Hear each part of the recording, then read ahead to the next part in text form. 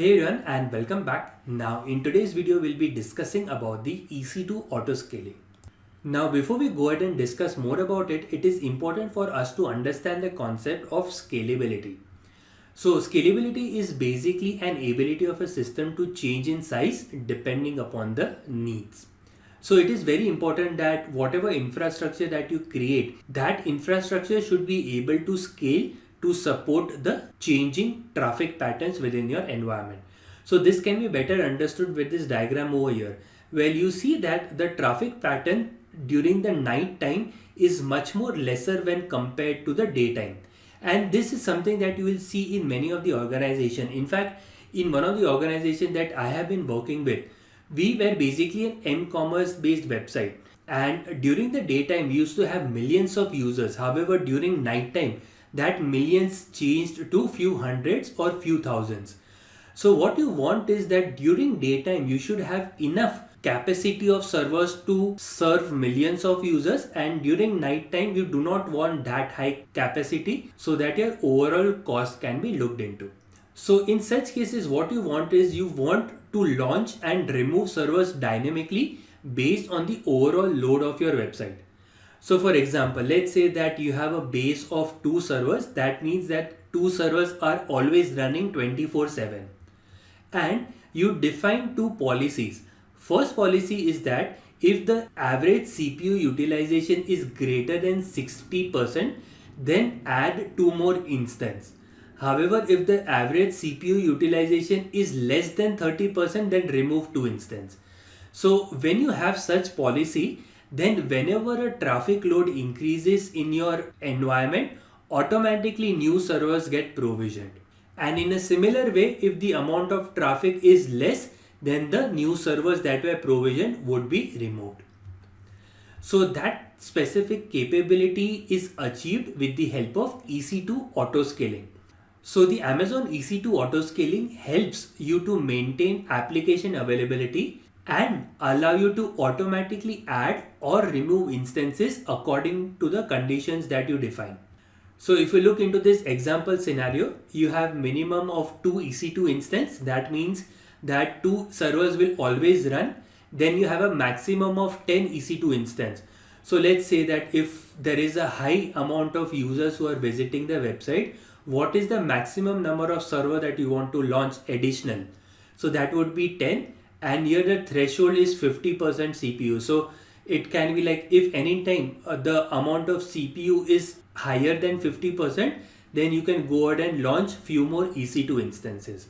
So that's what the EC2 autoscaling does. So let's do one thing. This is more of a theoretical perspective. Let's jump into the demo so that it can be better understood.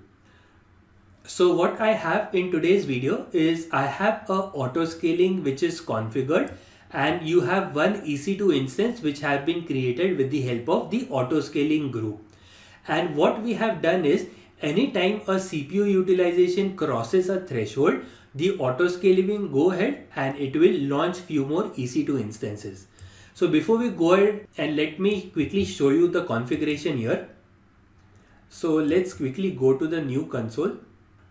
So currently you see that we have a autoscaling group, and if you look into this autoscaling group under the automatic scaling, you have a policy which has been defined, and within the policy you see that this policy will be executed whenever a average CPU utilization is at 50%, and the take the action is add or remove the capacity unit as required. So what this will do is this will go ahead and launch few more instances whenever a CPU utilization is higher than the average of 50%, and it will also go ahead and remove the EC2 instances whenever the CPU utilization is lower.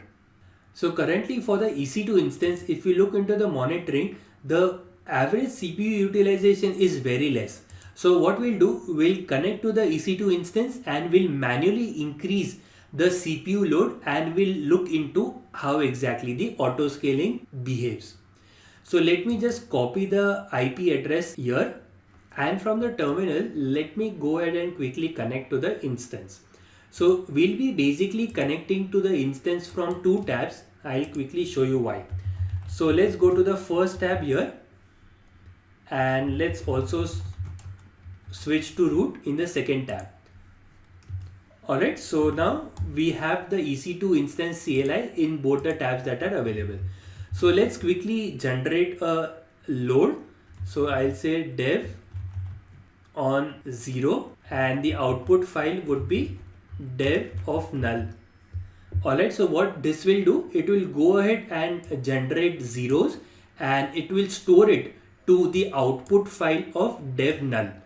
So as soon as you go ahead and run it, this is basically a CPU intensive operation, and if you run a top over here, you should see that this dd command over here, the CPU percent utilization is 99.99.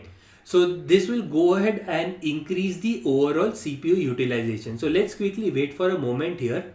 So basically, if you open up the CPU utilization over here, you saw that it immediately spiked up, primarily because the dd command is using a lot of CPU.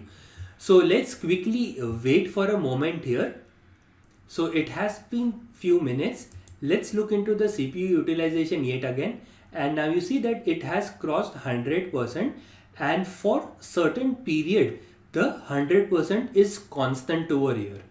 So as expected, since our average CPU utilization is greater than 50%, we should see a new EC2 instance that should had been launched. So let's quickly refresh here, and you would see that you have one EC2 instance that automatically got launched over here. So this is what auto scaling defines. Now in a similar way, so this is what is referred as the scale out operation. So in a similar way, whenever the average CPU utilization decreases, then automatically the new EC2 instance will be terminated. So let's also look into that.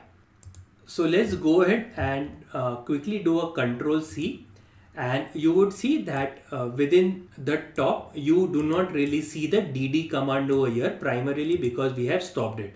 So slowly the overall load average of the Linux system will decrease, and once it decreases, the auto scaling will monitor it, and then it will go ahead and terminate that EC2 instance.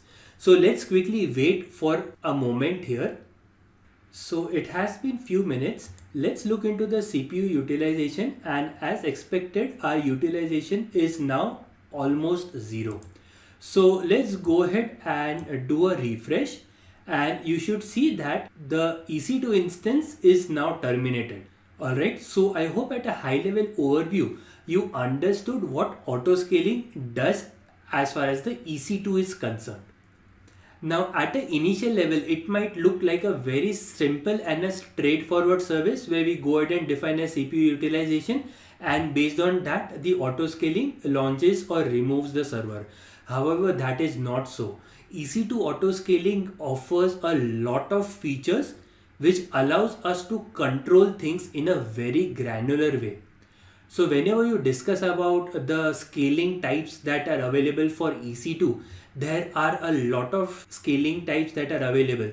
So let's take an example of 3. So you have a scheduled scaling. So in such type of scalings, the servers are scaled based on a specific schedule. So for example, every week the traffic to your web application starts to increase on Wednesday, remains high on Thursday, and starts to decrease on Friday. So if this is a redundant one, you can go ahead and define the scheduled scaling. Then you also have a dynamic scaling where you go ahead and have to follow the demand curve for scaling activities. So this is something that we have already seen, where CPU utilization is higher than 90%, then you go ahead and launch new instances. Now you also have an interesting scaling type called as predictive scaling. So predictive scaling basically makes use of machine learning algorithms to detect the changes in daily and weekly patterns, and then it will automatically adjust the auto scaling group based on the forecast. So these are some of the sample scaling types that are available that you can make use with the EC2. There are a lot of others. So the primary aim of this specific slide is to look into how granular AWS offers the auto scaling service based on wide variety of use cases of the customers. So that's the very high level overview about the EC2 auto scaling. I hope this video has been informative for you and I look forward to see you in the next video.